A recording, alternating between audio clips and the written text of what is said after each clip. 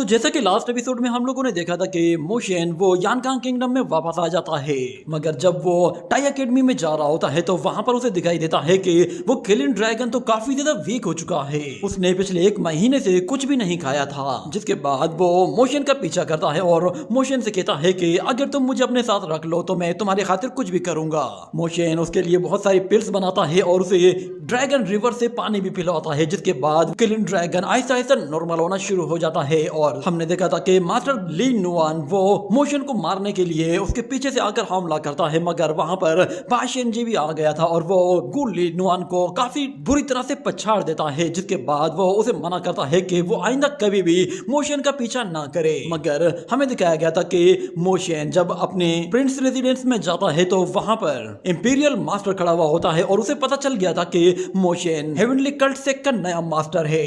मगर मोशन उसे कहता है कि मैं आप लोगों के लिए कोई खतरा नहीं, अगर आपने मुझे मार दिया तो फिर मेरा हेवनली कल्ट सेक्ट वो आप लोगों से गद्दारी जरूर करेगा और मुझे नहीं लगता कि मेरी जिंदगी आप लोगों के लिए इतनी ज्यादा वैल्यूएबल होगी जितना कि मेरा सेक्ट वैल्यूएबल है।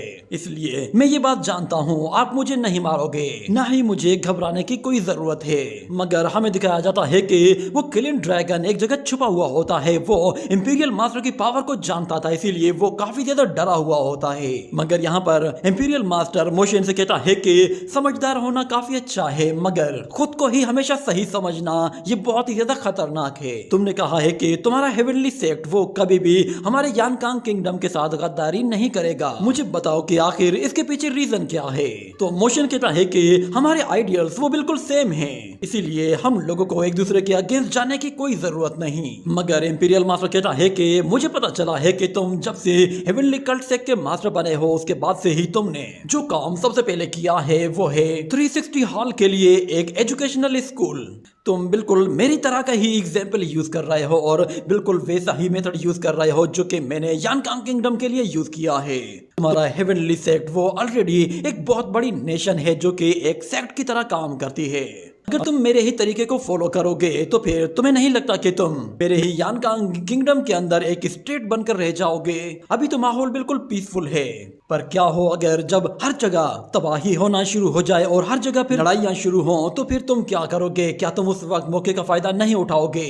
मगर मोशन कहता है कि इस वक्त यानकांग किंगडम वो एक बहुत बड़ी स्टेट है। इस वक्त यानकांग किंगडम एक बहुत ही बड़ा एम्पायर है, हम लोग उसके आगे एक छोटी सी स्टेट की तरह है। आखिर हम लोग यानकांग किंगडम के अगेंस्ट जाकर अपने पैर पर कुल्हाड़ी क्यों मारेंगे? तो इंपीरियल मास्टर कहता है अच्छा तो फिर बताओ कि आखिर तुम लोग कब गद्दारी करोगे? तो मोशन कहता है कि हम लोग उस दिन गद्दारी करेंगे जिस दिन आपने हमारे आइडियल्स के अगेंस्ट कोई काम किया, या फिर हमारे सेक्ट को नुकसान पहुंचाने की कोशिश की, या फिर अगर आप लोगों ने कभी भी लोगों को जबरदस्ती अपना गुलाम बनाने की कोशिश की, या फिर हमारे डाशू में जाकर फिर से लोगों को पकड़ना शुरू किया, तो फिर हमारी तरफ से रिस्पॉन्स जरूर आएगा। मास्टर यान का इंपीरियल मास्टर मोशन की ये बात सुनकर थोड़ा सा सरप्राइज होता है, मगर वो बिल्कुल खामोश रहता है और कहता है कि तुम्हारी बातें सुनकर लगता है कि तुम्हारे अंदर काफी हिम्मत है। तो मोशन कहता है कि इंपीरियल मास्टर के आगे मैं झूठ तो वैसे भी नहीं बोल सकता। तो फिर इंपीरियल मास्टर कहता है कि तुम डाशू से आए हो और तुम्हारी फाउंडेशन वो हेवनली कल्ट सेक्ट की है। असल में मैं तुम्हें शुरू से कंट्रोल करना चाहता था। मैं चाहता था कि तुम हेवनली कल्ट सेक्ट में जाकर मेरी ही पावर को यूज करके वहां पर अपना सिक्का जमाओ और वहां मेरे लिए काम करो। मगर तुम्हारी बातें सुनने के बाद मैंने अपना वो आइडिया कैंसिल कर दिया है, क्योंकि तुम्हारे जैसा लड़का बहुत ही ज्यादा खतरनाक हो सकता है। तुम्हारे पास बहुत सारे आइडियल्स हैं जिन्हें तुम फॉलो करते हो और ऐसे लोगों को हराना काफी ज्यादा खतरनाक हो सकता है। मैं हमेशा ऐसे लोगों को अवॉइड करता हूँ और ऐसे लोगों से जान छुड़ाने की कोशिश करता हूँ, और उनसे जान छुड़ाने का सबसे आसान तरीका यही है कि मैं ऐसे लोगों को मार देता हूँ। मगर जहां तक बात सेक्ट्स की है तो सेक्ट से जान छुड़ाना इतना आसान नहीं है। और अच्छी बात यह है कि तुम्हारे सेक्ट के जितने भी आइडियल्स हैं वो सारे के सारे यानकांग किंगडम के अगेंस्ट नहीं हैं। तो मोशन भी वहां पर आता है और वो कहता है कि मैं जानता हूँ इंपीरियल मास्टर वो मेरे हेवनली कल्ट सेक्ट के अगेंस्ट कोई भी एक्शन नहीं लेंगे, मगर मैं जानना चाहता हूँ आप डाओ सेक्ट के अगेंस्ट क्या करेंगे। और थंडर साउंड सेक्ट वो भी तो आप लोगों के अगेंस्ट है। तो फिर इंपीरियल मास्टर कहता है कि अगर वो लोग भी अपने आइडियल्स को फॉलो करते हैं और हमारे यानकांग किंगडम के अगेंस्ट आते हैं तो फिर मैं अपनी पूरी पावर यूज करूंगा और चाहे कुछ भी करना पड़े मैं उन लोगों को एलिमिनेट करके ही रहूंगा। अगर वो लोग मेरे ही आइडियल्स को फॉलो करते हैं तो फिर उन लोगों के लिए जिंदगी आसान हो जाएगी। तो मोशन कहता है कि मैं जानना चाहता हूँ आपके आइडियल्स क्या है, आखिर आपका कोई मकसद तो होगा। तो मास्टर से बताता है कि मेरा मकसद है सबको एक साथ इकट्ठा करना, मगर मेरी एक बात याद रखना कि मैं जो कहता हूँ वो मैं नहीं करता, इसीलिए मेरे कहे पर बिल्कुल भी मत जाना। मोशन कहता है कि हम लोग यानकांग किंगडम की हेल्प करने के लिए तैयार हैं और जितने भी गद्दार हैं उन लोगों को सबक सिखाने के लिए भी आपका साथ देंगे, मगर इस बात की क्या गारंटी है कि सब कुछ नॉर्मल होने के बाद इंपीरियल मास्टर हमारे हेवनली सेक्ट पर हमला नहीं करेगा। तो मास्टर कहता है कि नहीं, ऐसा नहीं होगा, पर मुझे इसके लिए सुपरविजन चाहिए क्योंकि तुम्हारा हेवनली कल्ट सेक्ट वो मेरे लिए एक बहुत ही बड़ा सर दर्द है और मुझे हमेशा ऐसा फील होता है कि जैसे मेरे सर पर कोई तलवार लटक रही है। मैं बहुत ही ज्यादा ताकतवर हूँ, इसीलिए मैं कोई गलती नहीं कर सकता। अगर मुझसे कोई गलती हो गई तो फिर मुझे रोकने वाला कौन होगा? मुझे हमेशा कोई ऐसा शख्स चाहिए जो कि मुझे गलत रास्ते पर जाने से रोक ले या फिर मुझे गलत रास्ते पर जाते हुए मार दे। वो जाते हुए मोशन से कहता है कि अगर मैं तुम्हारे आइडियल्स के अगेंस्ट कोई एक्शन लूं तो फिर मैं तुम्हारा वेट करूंगा कि तुम मुझे कब मारोगे।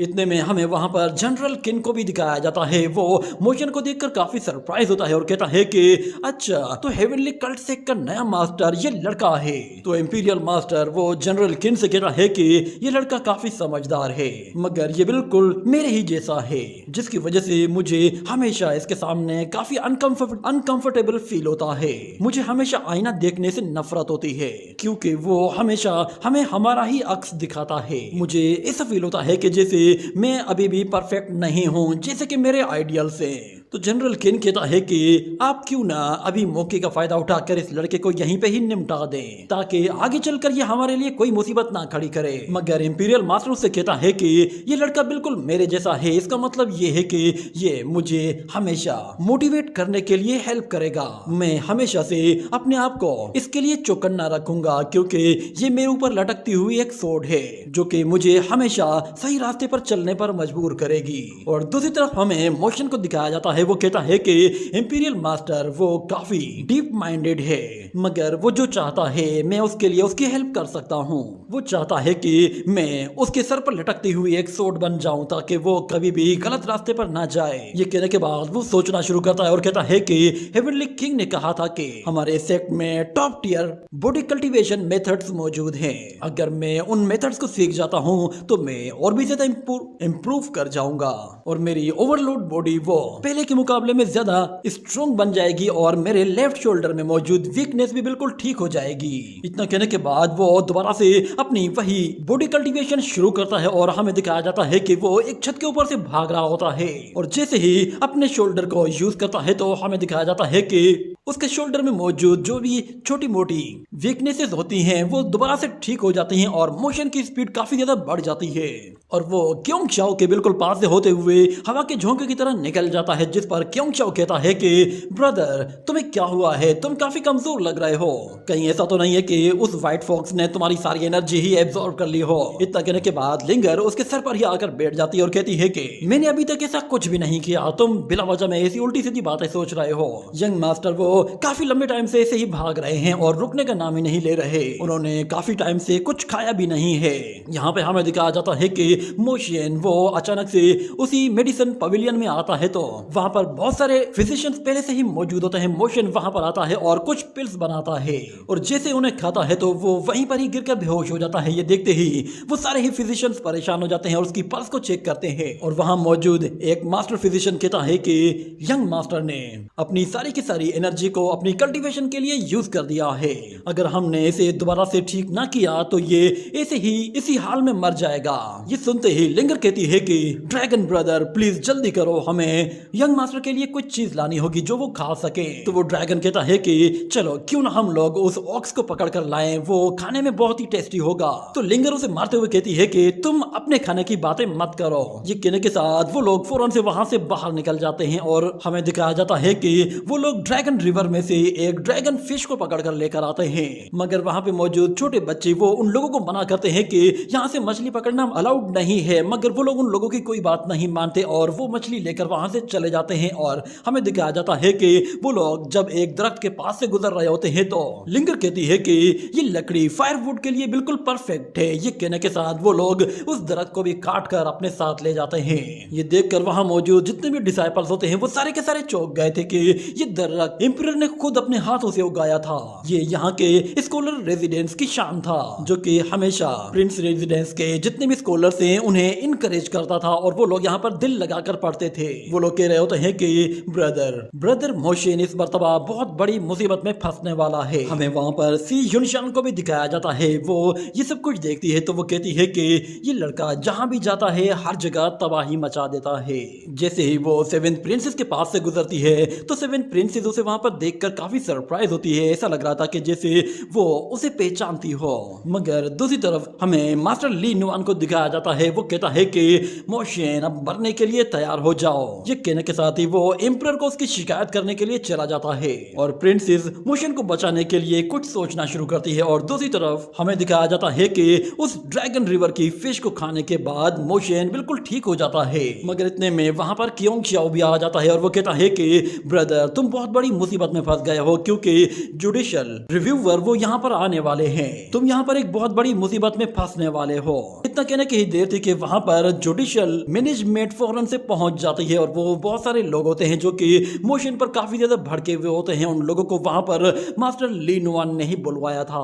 वो लोग आते ही कहते हैं कि इस फॉक्स को और इस किलिंग ड्रैगन को फौरन से पकड़ो और इन लोगों को जुडिशियल कोर्ट में पेश करो। मगर मोशन उन लोगों को रोकता है, जिसके बाद वो लोग मोशन से कहते हैं कि हमें एम्परर ने खुद से ऑर्डर दिया है, उन्होंने आपको भी बुलवाया है ताकि वो आपसे कुछ जरूरी बात कर सके। ये बात सुनकर वो मोटा तो बिल्कुल हक्का बक्का हो जाता है और कहता है कि तेरे की हम सब मारे जाएंगे। वो लोग एम्परर तक फौरन से हमारा मैसेज पहुंचा चुके हैं। शायद किसी ने इंपीरियल मास्टर को भी ये कंप्लेंट जाकर दे दी होगी। मगर मोशन कोई भी सवाल नहीं करता और वो उन लोगों की बात मानकर उन लोगों के साथ चला जाता है। अगले सीन में हमें मास्टर ली नुआन की आवाज सुनाई देती है। वो एम्परर के सामने बैठा हुआ होता है और कहता है कि ड्रैगन लेक में जितने भी मछलियां हैं वो सारी की सारी 9 हेवन ड्रैगन्स का एसेंस एब्जॉर्ब करती हैं और फिश किंग वो तो हमारी इंपीरियल अकेडमी की शान है। मगर जहां तक बात इस लड़के की है, इसने प्राइवेटली उस मछली को छुपकर खाया है और ये हमारी इंपीरियल अकेडमी की बहुत बड़ी तौहीन है।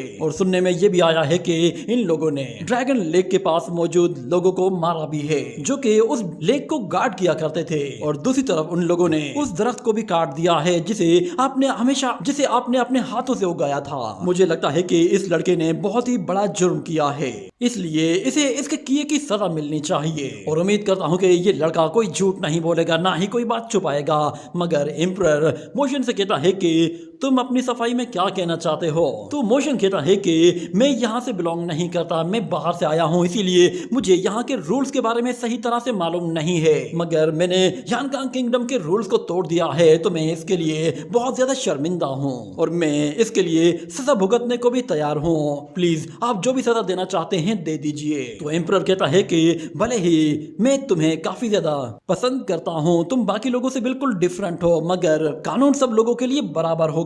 वो मास्टर ली नुआन से कहता है कि बताओ कि कानून के हिसाब से मुझे इसे क्या सजा देनी चाहिए? तो मास्टर ली नुआन कहता है कि कानून के हिसाब से इसे मौत की सजा सुनानी चाहिए और साथ में इसके साथ जो लोग शामिल थे उन्हें भी मौत की सजा देनी चाहिए। ये कहने की ही देर थी कि अचानक हमें वहां पर क्वीन मदर की आवाज सुनाई देती है। वो कहती है कि हाँ, तुम लोगों ने बिल्कुल सही कहा, इस फिजिशियन को मार देना चाहिए। मोशन को बचाने के लिए सेवेंथ प्रिंसेस क्वीन मदर को वहां पर लेकर आई थी, जिसे देखकर एम्परर उसके आगे खड़ा हो जाता है और उससे कहता है कि मदर आप यहाँ पे क्यों आई हैं? तो क्वीन मदर आकर कहती है कि अगर आज हमने इस डिवाइन फिजिशियन को ना मारा तो फिर दुनिया को कैसे पता चलेगा कि हमारी नजर में लोगों की ज्यादा वैल्यू है या फिर मछली और दरख्त की ज्यादा वैल्यू है। आखिर दुनिया को भी तो पता चलना चाहिए कि हमारे लिए ह्यूमंस की कोई भी वैल्यू नहीं। ये बात सुनकर एम्परर बिल्कुल हैरान हो जाता है। उसे समझ में आ जाता है कि वो क्या गलती कर रहा था और क्वीन मदर कहती है कि इस लड़के को मारने के बाद पूरी दुनिया में यह बात फैल जाएगी कि यानकांग किंगडम वो बस दिखावे का यानकांग किंगडम है, वहां पर ह्यूमंस की कोई भी वैल्यू नहीं। और यानकांग किंगडम में किसी डिवाइन फिजिशियन को एक मछली और एक दरख्त के बदले में मारा जा सकता है, और फिजिशियन भी कोई ऐसा वैसा फिजिशियन नहीं, ऐसा फिजिशियन के जिसके पास एक ओवरलोड बॉडी है। ये बात सुनने के बाद एम्परर गुस्से में मास्टर ली नुआन को डांटते हुए कहता है कि तुम्हें अंदाजा भी है कि तुम मुझसे क्या काम करवाने वाले थे, तुम्हारी वजह से मुझे कितनी शर्मिंदगी का सामना करना पड़ा है। मास्टर ली नुआन तो कांपने लगता है और उसके आगे गिड़गिड़ाते हुए कहता है कि माय लॉर्ड प्लीज मुझे माफ कर दीजिए। मगर एम्परर कहता है कि तुम तो पहले बाशियन जी से बहुत ही बुरी तरह से पिट कर आए हो और उसके बाद तुम मुझे उसके ही डिसाइपल के अगेंस्ट भड़काने की कोशिश कर रहे हो। इस मर्तबा तो मैं तुम्हें माफ कर रहा हूँ, मगर अगली मर्तबा तुमने अगर ऐसी कोई गलती की तो मैं बगैर हिचकिचाहे तुम्हारे सर उड़ाने का हुक्म दे दूंगा। अब वापस जाओ और जाकर अपनी की हुई गलती का पछतावा करो और अपने आप को जितना हो सके इम्प्रूव करने की कोशिश करो ताकि तुम आगे चलकर इंपीरियल अकेडमी को चला सको। मास्टर ली नुआन इतना डरा हुआ होता है कि वो उल्टे पांव जाते हुए लड़खड़ा जाता है और मोशन कहता है कि मास्टर ली नुआन प्लीज मेरी फॉक्स और उस किलिंग ड्रैगन को कुछ चोट मत पहुंचाना। मगर क्वीन मदर कहती है कि तुम बेफिक्र हो जाओ, ली नुआन ऐसा कुछ भी नहीं करेगा। मगर यहाँ पर एम्परर वो मोशन से कहता है कि तुम मेरे साथ आ जाओ, मुझे तुमसे कुछ जरूरी बात करनी है। ये कहने के बाद एम्परर वहां से जाता है और मोशन वो क्वीन मदर को इसके लिए थैंक्स कहता है कि उसने मोशन की जान बचाई है। और अगले सीन में हमें दिखाया जाता है कि एम्परर वो मोशन से कह रहा होता है कि तुम हेवनली कल्ट सेक्ट के लीडर बन गए हो और ऊपर से तुम डाशू से भी बिलोंग करते हो। सुनने में आया है कि तुम जेड पॉइजन किंग के डिसाइपल भी हो, तुम्हारी तो अलग अलग बहुत सारी पर्सनैलिटीज हैं। ये बात सुनते ही मोशन हैरान हो जाता है और वो कहता है कि जरूर इन लोगों ने हमारे हेवनली सेक्ट में कोई जासूस छुपाए हुए हैं जो कि इन लोगों को ये बात बताते हैं, या फिर वो इंपीरियल मास्टर वो ऐसा कर रहा है। मगर एम्परर उससे कहता है कि मेरे लिए ये कितनी खुशनसीबी की बात है कि हेवनली कल्ट सेक्ट का लीडर वो मेरा डिसाइपल है। मुझे इस पर खुश होना चाहिए या फिर मुझे इसके लिए परेशान होना चाहिए, क्योंकि तुम मेरे लिए कोई खतरा भी साबित हो सकते हो। मुझे बताओ कि तुम मेरे लिए क्या हो, क्या तुम मेरे लिए कोई खतरा हो या फिर तुम मेरे कोई साथी हो। तो मोशन कहता है कि मैं आपसे जानना चाहता हूँ कि अगर डाओ सेक्ट और थंडर साउंड सेक्ट एक साथ मिलकर यानकांग किंगडम के अगेंस्ट कोई हमला करते हैं तो फिर आप मुझे किस तरह की रैंकिंग देंगे। तो एम्परर उससे कहता है कि मैं तुम्हें फर्स्ट रैंकिंग दूंगा, तुम सभी राइटियस पाथ को फॉलो करोगे और तुम ही होगे जो कि प्रिंस रेजिडेंट्स में जितने भी प्रिंस मौजूद हैं उन सब लोगों को लीड करोगे। तो मोशन कहता है कि अगर थंडर साउंड सेक्ट और डाओ सेक्ट वो दोनों ही आपके अगेंस्ट कोई जंग छेड़ दें तो फिर आप क्या करेंगे। तो फिर एम्परर कहता है कि वो बुद्धिस्ट सेक्ट का मास्टर वो फर्स्ट रैंकिंग में आएगा, मैं उसे सब लोगों का मास्टर बना दूंगा। मगर जहां तक बात तुम्हारी है, मैंने तुम्हें अभी सिर्फ और सिर्फ एक डिवाइन फिजिशियन होने के नाते 6 रैंकिंग दी है, जिसकी वजह से तुम जब चाहे रॉयल पैलेस में आ सकते हो। मगर सवाल अब भी बिल्कुल वैसा ही है, तुम मुझे बताओ कि तुम हमारे लिए कोई खतरा हो या फिर तुम हमारे कोई दोस्त हो। तो मोशन कहता है कि अपनी तरफ से पूरी कोशिश करूंगा कि आपका दिल न तोड़ूं। ये बात सुनकर एम्परर एक लम्हे के लिए रुक जाता है और कहता है कि तुमने सच में काफी अच्छी बात कही है। मेरा दिल तो चाहता है कि मैं तुम्हें प्रमोट कर दूं, मगर मैं तुम्हें इस वक्त प्रमोट नहीं कर सकता क्योंकि तुम काफी यंग हो और इस एज में अगर मैंने तुम्हें प्रमोट कर दिया तो फिर मुझे बहुत ज्यादा क्रिटिसिज्म का सामना करना पड़ेगा और ऊपर से तुम्हारी आइडेंटिटी भी वो एक्सपोज हो जाएगी। तो मोशन कहता है कि मास्टर इसके लिए आपका बहुत बहुत शुक्रिया कि आप मेरे बारे में इतना सोचते हैं। मगर एम्परर कहता है कि मैं जानता हूँ कि तुम्हारी ली नुआन के साथ कोई दुश्मनी है, उसे इंपीरियल अकेडमी में मैंने ही मास्टर की हैसियत से रखा है। मगर जहाँ तक बात तुम्हारी है, तुमने वहाँ पर उसके कई मर्तबा बेइज्जती की है जिससे मुझे भी थोड़ी बहुत शर्मिंदगी फील होती है। तो मोशन कहता है कि मैं भला आपकी इंसल्ट कराने का सोच भी कैसे सकता हूँ। तो फिर एम्परर कहता है कि तुम बेफिक्र हो जाओ। जहाँ तक बात बहादुरी की है, इंपीरियल मास्टर अभी भी यहाँ पर मौजूद है और उसे कोई भी सरपास नहीं कर सकता। मगर मैं इस वक्त इंपीरियल अकेडमी में इंपीरियल मास्टर को यूज नहीं करना चाहता, मैं चाहता हूँ कि इंपीरियल मास्टर की जगह मैं तुम्हें यूज करूँ। तो मोशन कहता है कि मास्टर आखिर आपका प्लान क्या है। तो एम्परर उसे बताता है कि जितने भी हमारे गद्दार हैं वो सारे के सारे इस वक्त साउदर्न बॉर्डर पर इकट्ठे हो रहे हैं। मैं चाहता हूँ कि तुम लोग ट्रेनिंग के लिए फौरन से नॉर्दर्न बॉर्डर चले जाओ और वहाँ पे मौजूद जितने भी लोग गद्दारी करने का सोच रहे हैं उन लोगों के इरादों पर पानी फेर दो। और मैं चाहता हूँ कि तुम भी इन लोगों के साथ जाकर इन लोगों का साथ दो, ताकि मैं चाहता हूँ कि तुम भी अपने साथ एक टीम लेकर वहाँ पर जाओ। और फिर अगले सीन में हमें दिखाया जाता है कि सेवेंथ प्रिंसेस वो क्वीन मदर से पूछ रही होती है कि आखिर फादर क्या करना चाहते हैं, उनके इरादे क्या है, वो मोशन को आजमा रहे हैं क्या। तो मदर क्वीन उसे बताती है कि हमारा कोर्ट वो ओल्ड एरा के साथ जुड़ा हुआ है और ओल्ड एरा में जितने भी लोग हैं वो सारे के सारे अपने अपने सेक्ट्स के मास्टर हैं, या फिर उनमें से कोई फैमिली हेड है या फिर कोई फॉलन किंगडम का किंग है। उनमें से कुछ लोग ऐसे हैं जो कि रिफॉर्म्स को एक्सेप्ट करना नहीं चाहते, मगर उनमें से कुछ लोग ऐसे भी हैं जो कि एम्परर का साथ देने के लिए पूरी तरह से तैयार हैं, मगर कुछ लोग वो अभी भी अपना किंगडम रिस्टोर करना चाहते हैं। यही वजह है कि एम्परर ओल्ड एरा के जितने भी मसले और मुसीबतें हैं उन सबको न्यू टैलेंट के साथ खत्म करना चाहते हैं। ये कहने के साथ ये सीन यहीं पे ही कट हो जाता है। अगले सीन में हमें दिखाया जाता है कि एक बहुत ही बड़े ग्राउंड में इंपीरियल एकेडमी के सारे डिसाइपल मौजूद होते हैं और मास्टर ली नुआन उन लोगों को बता रहा होता है सारे ही डिसाइपल अब ट्रेनिंग के लिए साउदर्न बॉर्डर की तरफ जाने वाले हैं, जहां पर उन लोगों को गद्दार और यानकांग किंगडम के दुश्मनों का सामना करना पड़ सकता है। यही वजह है कि हम लोग एक साथ ही ट्रेवल करने वाले हैं और हर शख्स को एक एक टीम बनाकर दी गई है ताकि तुम सब लोग एक दूसरे साथ दे सको। और मास्टर ली नुआन ने वहां पर मोशन को जो टीम दी होती है उसमें सारे के सारे ही उसके दुश्मन होते हैं। उनमें से कोई भी शख्स मोशन को पसंद नहीं करता था और वो लोग ये बात जानकर काफी हैरान होते हैं कि आखिर ली नुआन ने इस यंग लड़के को हमारा मास्टर क्यों बना दिया है। अगर हम लोग वाकई में इस वीक लड़के के साथ उस बैटल में जाएंगे तो हम सब के सब मारे जाएंगे। मगर दूसरी तरफ वानियन कह रहा होता है कि मैं किसी भी टाइम पर ब्रेक थ्रू करके इस लड़के को सरपास कर जाऊंगा। जहां तक बात इस लड़के की है इसके पास ज्यादा एक्सपीरियंस नहीं है। वो लोग मोशन को बुरा भला कह रहे होते हैं कि हमारे पास इतनी अच्छी कल्टीवेशन है उसके बावजूद भी हमें इस अनाड़ी लड़के को फॉलो करना पड़ेगा। मगर ली नुआन सब लोगों से कहता है कि उम्मीद है कि सब लोगों ने काफी हार्ड वर्क किया होगा। तुम लोगों को यहाँ से ट्रेवल करके वहां तक पहुंचाने के लिए हम लोगों ने बहुत सारी शिप्स अरेंज की हैं और तुम लोगों को उसके चार्जेस देने पड़ेंगे। तुम्हारी टीम का जो भी लीडर होगा वो सारा का सारा खर्चा अपने जेब से उठाएगा।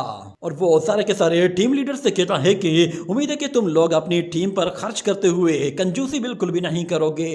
वहां पर उन लोगों को पूरी रात लेक्चर दिया जाता है और जब सुबह होती है तो हमें दिखाया जाता है कि वो सारे ही लोग अपने मिशन के लिए रवाना होने वाले थे और मोशन अपनी टीम को लेकर जा रहा होता है। इतने में हमें उनके नीचे से एक शिप बाहर आते हुए दिखाई देती है।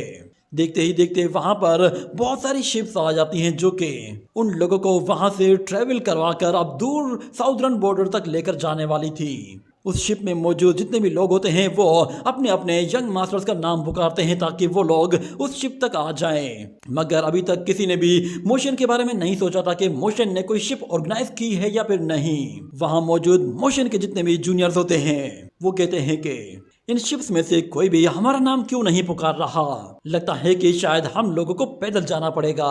मगर मोशन दिली दिल में कहता है कि मैंने अपनी शिप के लिए बहुत ज्यादा खर्चा कर दिया है। ये कहने की देर थी कि हमें वहां से एक शिप आते हुए दिखाई देती है जो कि साइज में बाकी शिप से थोड़ी सी बड़ी होती है और ये शिप कोई और नहीं बल्कि फेन युनशाओ की शिप होती है। वो जैसे वो शिप उन लोगों के करीब आती है तो अचानक उसमें एक धमाका होता है जिसकी वजह से वो शिप आउट ऑफ बैलेंस होकर सीधा उन लोगों की तरफ आने लगती है और रास्ते में खड़ी हुई शिप से टकराते हुए सीधा उस ग्राउंड पर आकर लैंड करती है। जिसके बाद उस शिप में आग लग जाती है और हमें फेन युनशाओ को दिखाया जाता है। वो कहता है कि फाइनली हम लोग यहाँ पर पहुंच ही गए, हम लोग तुम्हें गोल्डन स्टैंडर्ड की सर्विस देंगे।